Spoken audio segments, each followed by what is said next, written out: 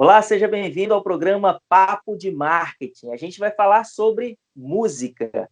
Toda essa situação de pandemia, essa crise por causa do coronavírus, deu uma mexida no cenário musical, na forma como os shows têm sido produzidos, como o mercado infográfico tem sido levado, tem sido trabalhado na atualidade. E para conversar com a gente, estão aqui os especialistas em produção musical, especialistas no mercado fonográfico, o administrador Sidney Castilhos e o engenheiro de mixagem e também produtor musical Anderson Madeira.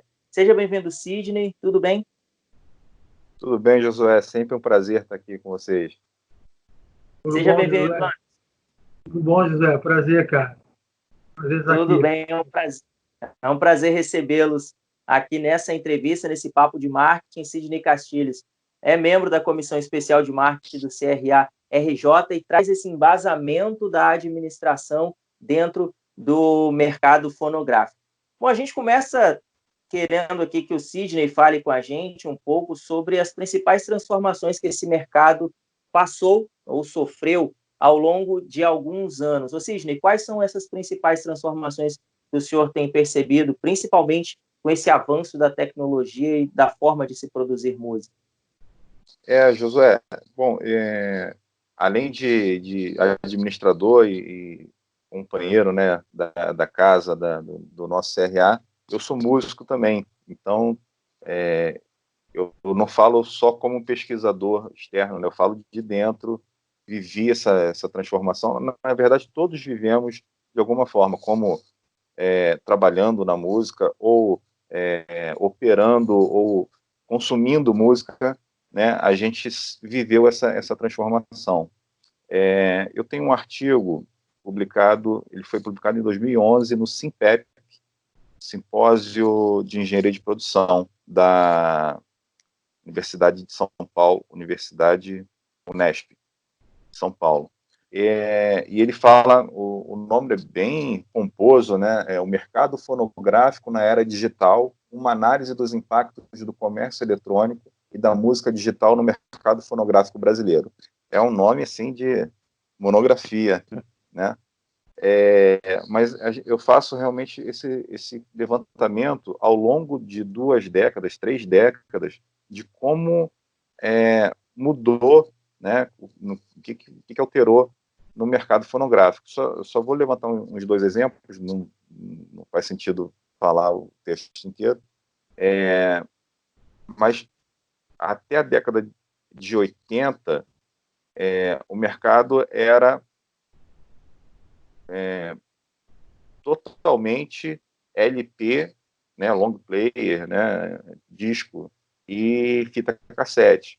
Eu tenho aqui dados, por exemplo, de 1991, 60% das vendas do mercado fonográfico foram LP, 20% fita cassete, 20% já a introdução do CD, do compact disc.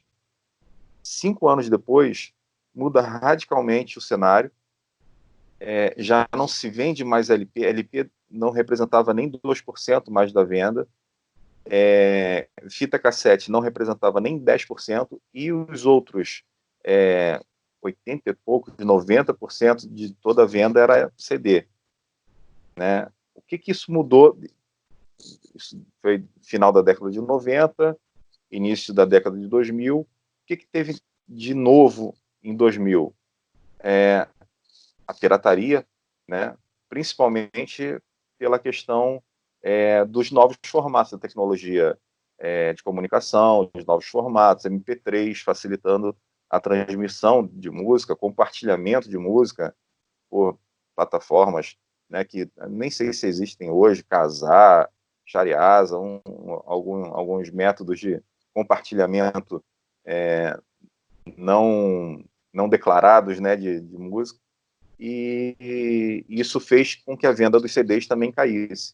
Só que nesse mesmo momento, assim, a venda do CD começou a cair na década de 2000, de 2002 a 2007, e ao mesmo tempo houve um aumento da venda de DVDs. Né? Então, houve uma oscilação, o mercado fonográfico, grandes empresas, grandes indústrias migraram para esse filão que era a venda do DVD. Só que isso também foi caindo, né? Depois de 2007, isso foi caindo. Mas o que é interessante a gente comparar, principalmente nesse período, é que vendas de CDs de 2002 para cá despencaram. Hoje a gente não tem mais loja de CD, né? Isso era uma febre há duas décadas atrás. Hoje a gente não tem mais loja de CD, a gente até encontra numa uma grande aí, mas alguma coisa, né? Mas a arrecadação para os músicos, a arrecadação para quem produz, né, via ECAD, ela tá numa crescente até o ano de 2014, 15, ela só cresceu. Então, mesmo a indústria do mercado fonográfico vendendo menos CD, vendendo menos DVD, agora praticamente quase nenhum, né? A venda muito baixa. A arrecadação e a distribuição de renda, distribuição desse mercado autoral, ela está sendo feita e está crescendo, né? Isso porque tem outros meios de venda que que é esse novo mercado agora, né? De streaming e tal, que a gente vai falar daqui a pouco aí. Ô Anderson, agora a gente entra numa transformação quase que forçada por causa da pandemia. Além das novas tecnologias que aparecem, a gente tem essa forçação onde os músicos precisam estar também isolados. E aí a questão é, essa aceleração nas transformações que já vinham de uma forma um pouco mais lenta, como agora fica a situação de ensaios, as vendas, as gravações, com esse isolamento necessário nesse momento? Então, e também a comercialização, né? O que está acontecendo no meu caso, de alguns artistas que eu tenho visto fazer, é fazer as lives em casa, né? Só que para isso a pessoa tem que ter uma estrutura mínima em casa, né? Um equipamento profissional para fazer a transmissão, né? Nem todos têm, né? Então tem gente que está se limitando com isso, mas as pessoas estão se virando. No meu caso, eu faço aqui a transmissão, no meu caso, no caso de outros artistas, deixa eu tentar explicar que não seja muito técnico, de uma forma que não seja muito técnica. As pessoas estão se reunindo, fazendo lives por celular mesmo, né?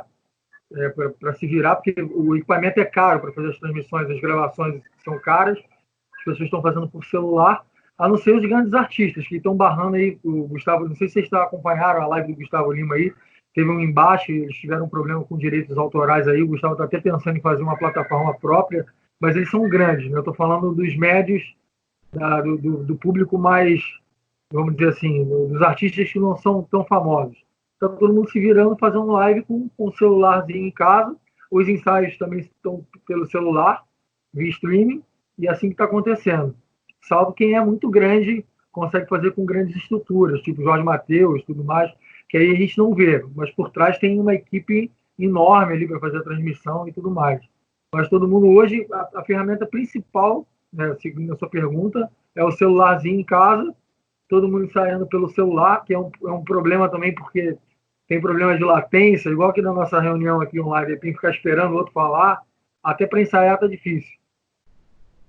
Ô Anderson, o Sidney havia falado sobre a questão da arrecadação, e o que a gente observava antigamente, na parte onde ainda se vendia CDs, é que alguns artistas, alguns músicos, passaram a dar CDs na porta de universidades, na porta de boates, na intenção de divulgar o seu trabalho e essas pessoas que estavam com CD ir aos shows. E agora nem os shows estão podendo ser vendidos nesse cenário de pandemia. As lives seriam uma forma de manter o público ainda fiel ao artista para quando se liberar ter esse público novamente? Ou como funcionaria essa arrecadação nesse momento? Bom, tem uma coisa chamada ICRC, cada música, né? Se o rapaz, esse lance que você falou dos CDs, eu acho que não está acontecendo já tem um tempo, já tem vamos botar uns 5 anos que eu não vejo isso acontecer mais. O que está acontecendo agora são os streams, né? Hoje todo mundo está consumindo música pelo YouTube, Deezer, Spotify, enfim. Aí toda música ela tem uma identidade, o nome dessa identidade é ICRC. E isso, a pessoa dando essa música, ou enfim, upando e divulgando essa música, o artista ganha em cima da execução dessa música. Então, por isso que entra até no que o Sidney falou, a arrecadação está aumentando muito, porque até eu mesmo, ou você que faz uma música e faz esse registro, a pessoa ouvindo ela no Spotify, ouvindo, essa arrecadação já vai direto para você. Então, por isso que aumentou essa arrecadação. Então, eu acho que as pessoas... Eu não tenho visto mais, né?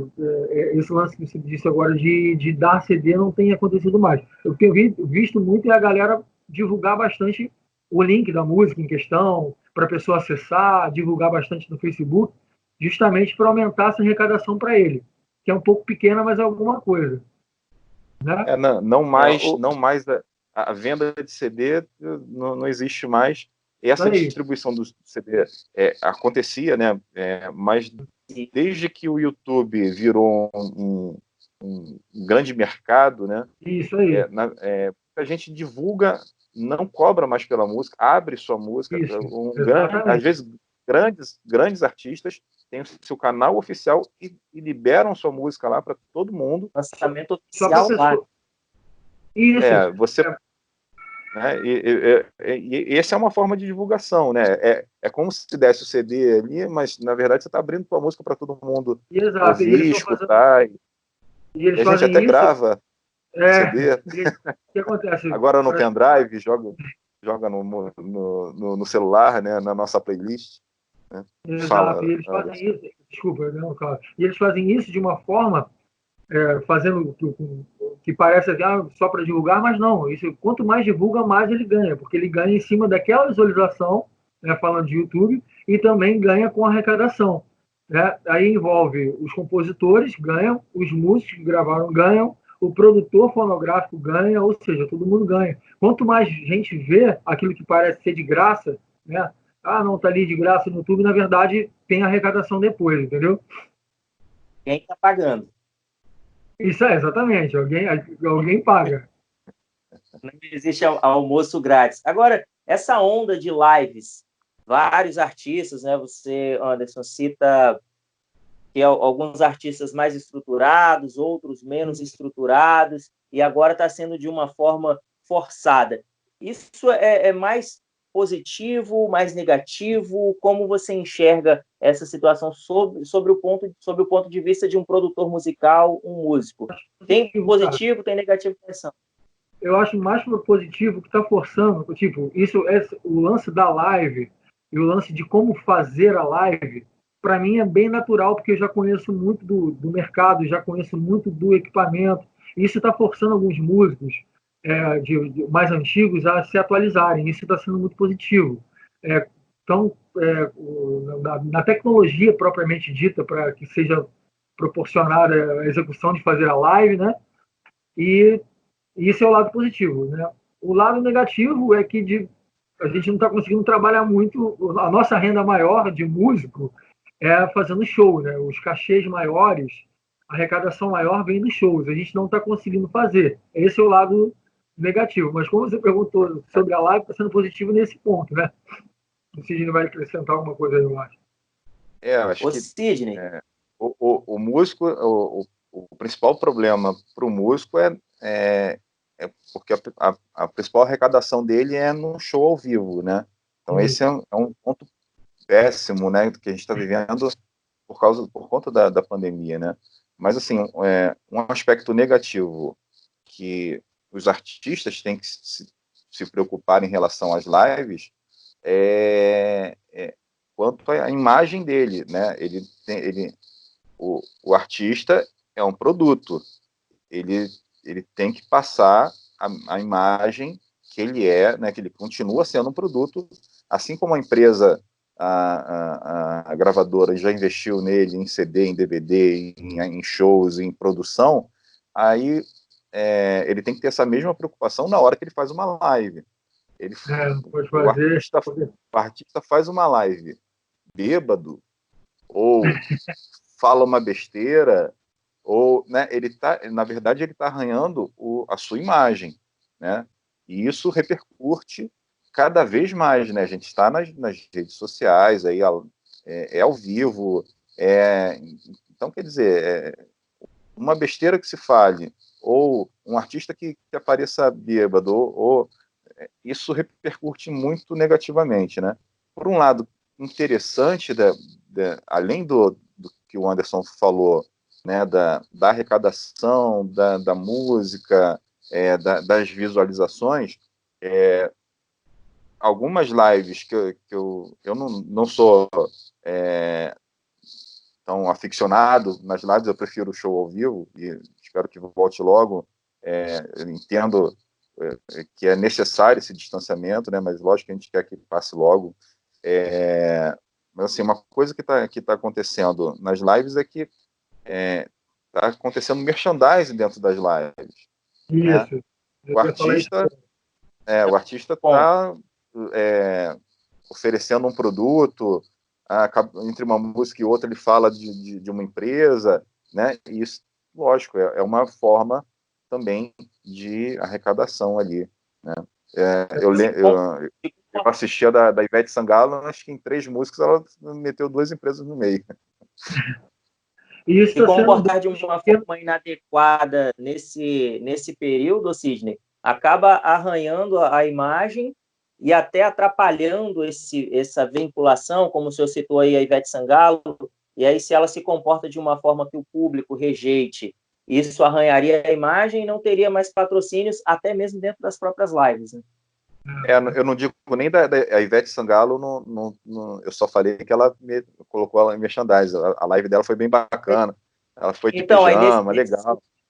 Mas se ela não foi trabalha ela que apareceu bêbada, não, foi outra. Se ela não trabalha o marketing dela, ela teria um prejuízo. Seria essa situação. Que acaba sendo um desrespeito, né, com o seu público, né, e tem gente que gosta de você, mas diante daquela situação para de gostar ou se decepciona, né, com o seu ídolo. Então, tem que ter esse cuidado. Anderson. Oi, sim. Quais cuidados você passa aí para os seus músicos, né, aqueles que você tem produzido, nesse momento de crise pandêmica? Quais conselhos você dá para que eles se mantenham ativos no mercado, inclusive utilizando esses meios de comunicação? Uma coisa que eles deveriam ter investido, que agora não tem como investir, né, por conta das coisas, é uma placa para gravar de casa, né? Eu vou falar de termos técnicos que muita gente não vai entender, mas é um dispositivo que a pessoa consegue gravar de casa para você continuar trabalhando, para mandar sua gravação, seja para uma banda, para outros artistas, ou até para fazer a live com mais qualidade. Um exemplo, por que eu estou falando isso? Porque só as lives, estou falando de artistas de pequeno porte, tá? Eu já conversei com mais de 100 músicos que têm feito lives com doação e não estão conseguindo arrecadar. Alguns conseguem, desculpa, arrecadar até algum alimento, alguma coisa, mas financeiramente não está valendo, eles não estão conseguindo atingir uma meta financeira boa, né? Então, o que eles poderiam ter feito, que agora não tem como fazer, é tentar gravar de casa. O que aumentou muito é a produção musical à distância, nesse momento. É uma coisa que eu já faço, nem foi por conta do coronavírus. É por um outro trabalho que é o canal do YouTube que eu tenho, né? Que eu faço produções à distância. Então, para mim, isso agora deu uma explodida nas produções, porque muita gente, como não consegue ir ao estúdio, estão procurando músicos que gravem de casa. Por exemplo, um exemplo, para a pessoa mais leiga entender. Você é um cantor que quer fazer o seu CD, mas você não tem como no estúdio agora. Você me procura, a minha equipe inteira grava de casa, a gente grava seu CD e te entrega aí na sua casa. A única coisa que você vai ter que fazer depois é ir no estúdio e botar a voz, porque a parte instrumental toda vai estar pronta. Entendeu? E se o cantor em questão tiver esse equipamento, ele também grava de casa, me manda de volta e eu mixo, entendeu? Só que isso agora, os músicos teriam que ter se preparado para isso antes, mas ninguém sabia que ia ter isso, né? Essa pandemia, porque é um equipamento que não é tão barato. Mas se tivessem, seria uma segunda opção, né? Porque as lives só, acho que tem muita gente reclamando que as lives não tá dando nem para o gasto, que eles não estão conseguindo resultados interessantes com as lives, melhor dizendo. Ô, Sidney, Entrando mais no campo aqui da administração, do profissional da administração voltado para o marketing, eu queria que o senhor falasse sobre a importância desse profissional na mitigação desses prejuízos ante ao imprevisto, ao que não se dá para mensurar quando vai acontecer, como é o caso dessa pandemia, como o Anderson bem disse. Eles não sabiam o que ia acontecer e, por isso, não investiram nesse equipamento. Qual o papel do profissional da administração para mitigar esses problemas e agora também para alavancar a área musical? Essa é uma pergunta de $1 milhão, né, José? O que acontece? Eu estou participando até de um outro grupo de discussão sobre essa questão, né, de pré- e pós-pandemia, né, e o papel da gestão em relação a isso. Lógico que um dos principais pilares da gestão é o planejamento, né? E quando você faz planejamento, você estipula cenários, né? Cenário positivo, negativo, e faz seu plano de resposta, né? Aos riscos, às crises. Mas uma coisa que está sendo discutida agora é que a última pandemia aconteceu em 1918, então provavelmente mesmo quem fez o planejamento, quem no ano de 2019 fez o planejamento do seu negócio, tanto no mercado fonográfico ou quanto de qualquer outro mercado, de repente não levou isso em consideração porque é uma novidade, né? Quer dizer, é uma coisa quase inesperada, né, que isso fosse acontecer. Tirando o Bill Gates, que um vídeo de 2015, ele levantou essa bola, né, quase que prevendo, né, o que ia acontecer, mas levantando essa questão. Sim, o certo seria planejar, como o Anderson falou, se o músico tivesse preparado para um momento desse, ele teria um equipamento diferenciado em casa para ele poder fazer toda essa... No meu caso, foi pura sorte. Atuar no mercado. No seu caso, você faz isso profissionalmente, mas... Foi pura sorte. Mas, assim, tem gente que não faz não entrou nesse mercado, né? Era o mercado de ao vivo e não tinha intenção de entrar em outro mercado tecnológico da música, que agora é só esse que tá sobrevivendo, né? E isso em outras áreas também, né? Acho que educação está acontecendo a mesma coisa, em outras áreas está acontecendo a mesma coisa, né? As empresas estão tendo que correr para se adequar a esse novo momento, né, que estamos passando.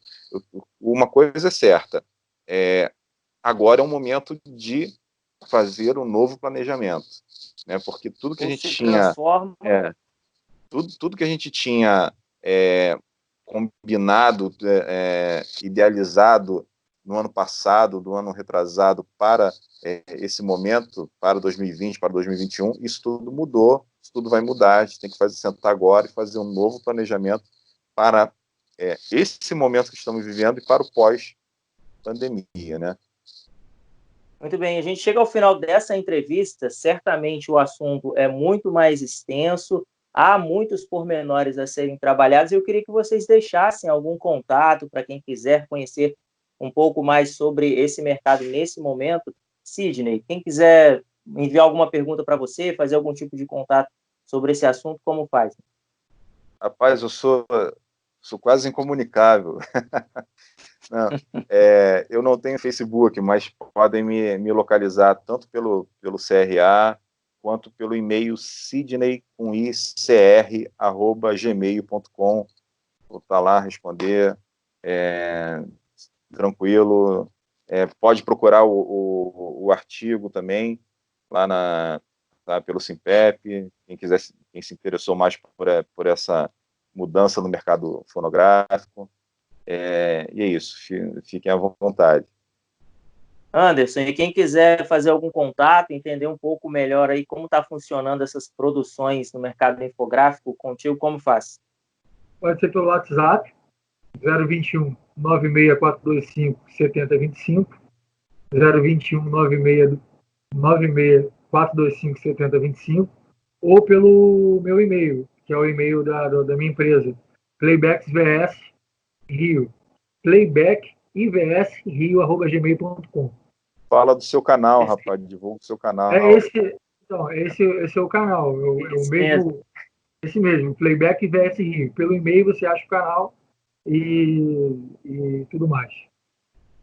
Então, você que nos acompanha, se quiser entender um pouco mais sobre o mercado, estão aí os canais de contato com o Sidney Castilhos, com o Anderson Madeira, para você poder entender um pouco mais. Lembrando sempre que todas as coisas acabam passando pela administração. Então, se você precisa de planejamento, gestão, contrate um profissional da administração, tenha sempre esse contato para que você possa mitigar os prejuízos em situações como essa que a gente está vivendo. Anderson, muito obrigado pela sua participação aqui com a gente. Obrigado. Eu que agradeço. Sidney Castilhos, muito obrigado também pela sua participação aqui. Obrigado, Josué. Sempre um prazer. E você que nos acompanha, muito obrigado pela sua audiência. Fique bem e, se puder, fique em casa. Até o nosso próximo Papo de Marketing.